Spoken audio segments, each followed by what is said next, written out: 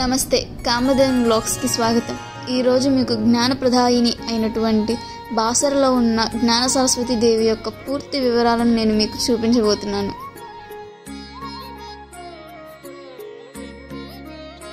ఈ సృష్టి మొత్తానికి జ్ఞానం ప్రసాదించే మహాతల్లి శ్రీ సరస్వతీదేవి అమ్మవారు. అలాంటి అమ్మ భారతదేశం మొత్తంలో ప్రఖ్యాతిగాంచిన సరస్వతీ దేవాలయాల్లో ఒకటి కాశ్మీర్లో ఉండగా, రెండవది తెలంగాణ రాష్ట్రంలో నిర్మల్ జిల్లా బాసర మండలంలో గోదావరి నదీ తీరంలో ఉంది.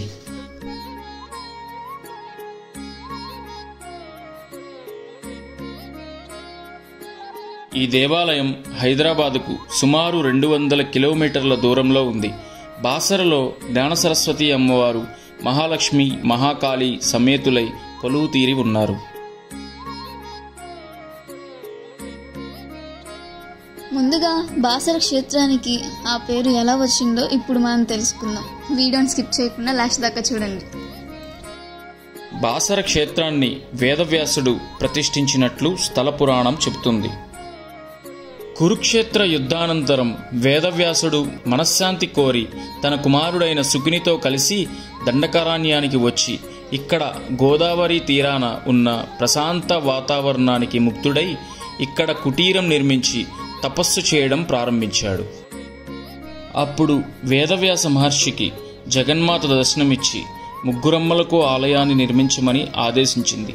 వ్యాసుడు నదిలో నుండి 3 గుప్పెళ్లు ఇసుక తీసుకొచ్చి ముగ్గురు దేవతల మూర్తులను ప్రతిష్ఠించాడు.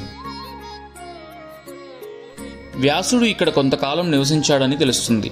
కనుక అప్పటి నుండి ఈ ఊరు వ్యాసపురిగా, వ్యాసరగా పిలువబడింది. తరువాత ఇక్కడ ఉన్న మహారాష్ట్ర ప్రజల ప్రభావం వలన బాసరగా నామాంతరాన్ని సంతరించుకుంది. ఇక్కడ వ్యాస నిర్మితమైన ఇసుక విగ్రహాలకు పసుపు పూసి అలంకరించి పూజలు నిర్వహిస్తారు. ఈ పసుపును ఒక్క రవ్వంత తినినా అత్యంత విజ్ఞానం లభిస్తుందని గాఢంగా ఇక్కడి ప్రజలు విశ్వసిస్తారు. ఆదికవి వాల్మీకి కూడా ఇక్కడ సరస్వతీదేవిని పూజించాకే రామాయణం రాశాడని బ్రహ్మాండ పురాణం వివరిస్తుంది.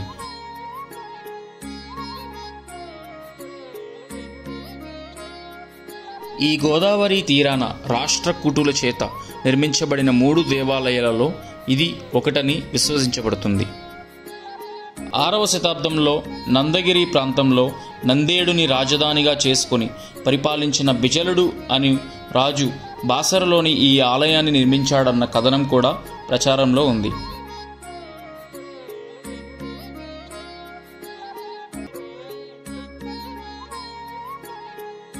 ఈ ప్రముఖ సరస్వతి ఆలయంలో బాలబాలికలకు అక్షరాభ్యాసం చేయడానికి ప్రజలు అత్యంత ప్రాధాన్యత ఇస్తారు.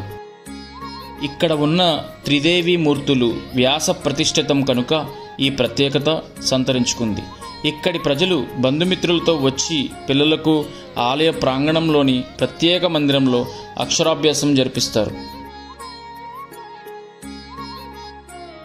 ఈ దేవాలయం నందు ప్రతిరోజు అమ్మవారికి ఉదయం 4 గంటలకు ఎంతో వైభవంగా అభిషేకం నిర్వహిస్తారు.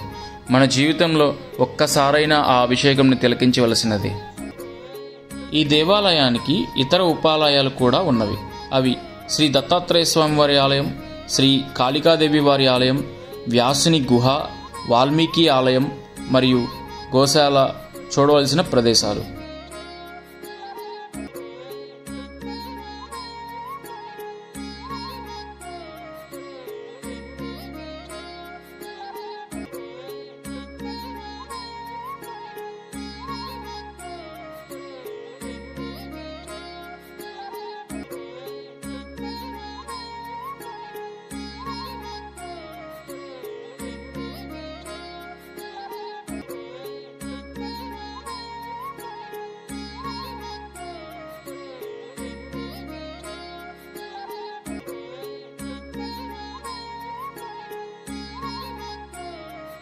మరియు భక్తుల సౌకర్యం కోసం అతి తక్కువ ధరలకు ఏసీ మరియు నాన్ ఏసీ రూమ్లు ఇక్కడ దేవస్థానం వారు ఏర్పాటు చేశారు.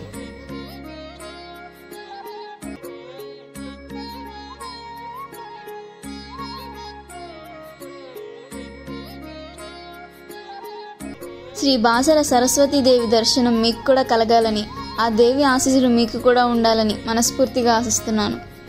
మరికొన్ని దేవాలయాలను చూపించడం నా వంతు. మరి మీ ఆశీస్సులను లైక్, షేర్, సబ్స్క్రైబ్ రూపంలో చూపించడం మీ వంతు.